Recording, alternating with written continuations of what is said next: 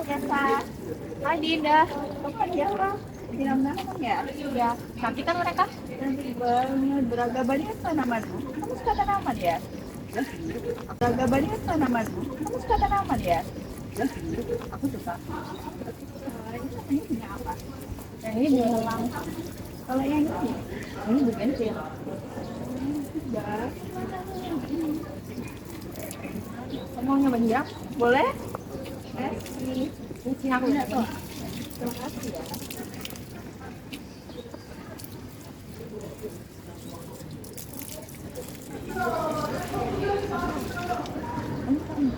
Kamu tahu nggak, Din? Kalau penyiraman tanaman tuh berpengaruh sama pertumbuhan.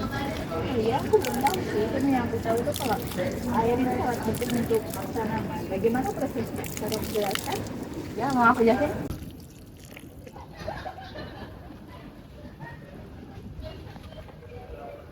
Saat kita melakukan penyiraman pada tanaman, terjadi beberapa proses enzimatik.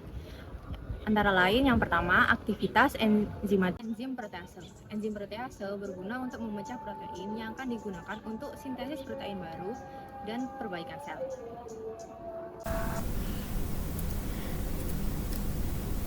Oke, jadi begini penjelasan rincinya.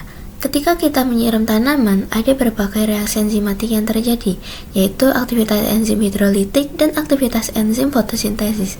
Ketika kita menyiramkan tanaman, maka enzim hidrolitik seperti amilase akan memecah pati menjadi gula sederhana penting dalam metabolisme karbohidrat tanaman. Selain itu, jika terdapat enzim protease berperan untuk memecah protein yang akan digunakan untuk sintesis protein baru dan perbaikan sel. Tak hanya itu, penyiraman tanaman juga berguna dalam proses fotosintesis. Dengan bantuan cahaya matahari, air dan karbon dioksida akan diubah menjadi. Halo Dinda Ayesa, kalian sedang apa? Halo, bagus. Aku sedang belajar tanaman Ayesa. Ya, terus aku jelasin ke dia gimana proses penyiraman tadi. Oh, kalian tahu nggak sih, selain proses penyiraman, proses pemupukan juga itu sangat berpengaruh terhadap tumbuh kembang tumbuhan. Ini kalian mau nggak aku kasih tahu cara proses pemupukan pada tumbuhan? Boleh, boleh. Jadi gini.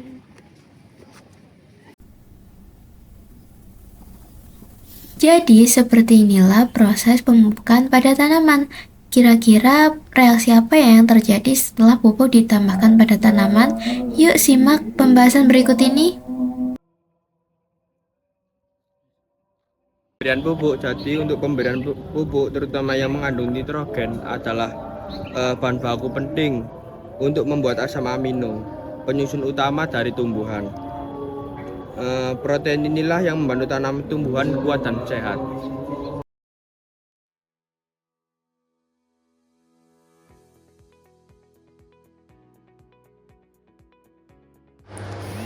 Pemberian pupuk, baik organik maupun anorganik, akan meningkatkan aktivitas enzim hidrolase di dalam tanah, seperti urease.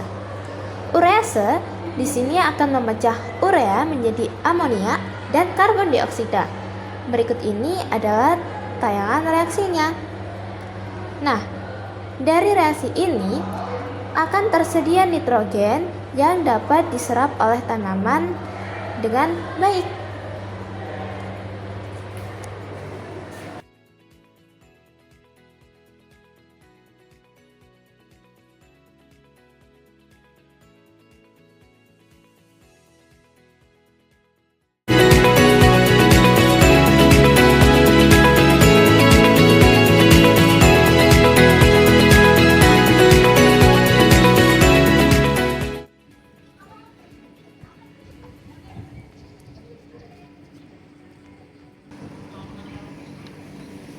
Kak, ini aku sedang mau pestisida.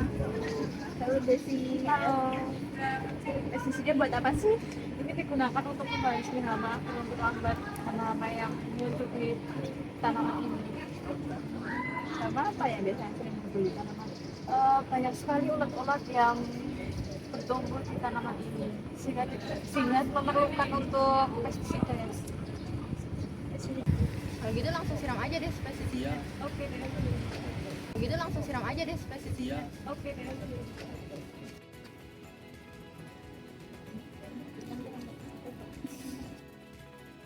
Pengendalian hama terpadu atau PHT adalah pendekatan yang ramah lingkungan untuk mengelola tanaman. Tujuan utamanya adalah untuk memecahkan masalah hama sambil membatasi pengaruh yang tidak diinginkan pada lingkungan dan kesehatan. Pengendalian hama tanaman dapat dilakukan dengan menggunakan pestisida. Pestisida, khususnya pestisida nabati, mengandung senyawa bioaktif antivedan dan repelan yang menghambat nafsu makan serangga atau menghindari tanaman yang diobati. Sehingga serangga yang dekat akan terbunuh dan akan mengurangi kerusakan pada tanaman. Saat diserang hama, tanaman memiliki pertahanan alami. Mereka memproduksi senyawa kimia seperti flavonoid dan terpenoid untuk melawan musuhnya.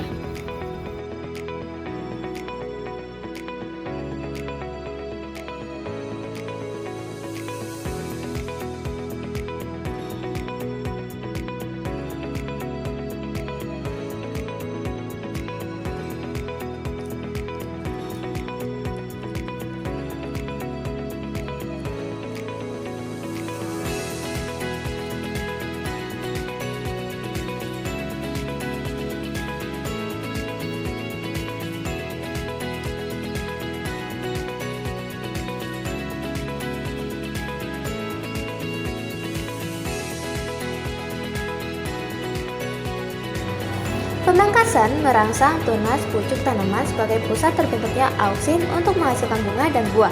Pemangkasan pucuk daun akan mendorong munculnya tunas lateral karena penyebaran auksin, sehingga diperoleh hasil produksi yang maksimal.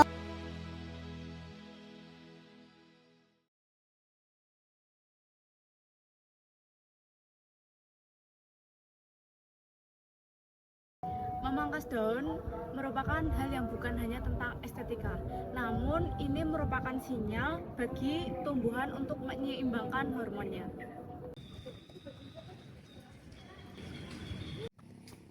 Gus, ini udah jam berapa kan? Iya, tapi ya, ayo.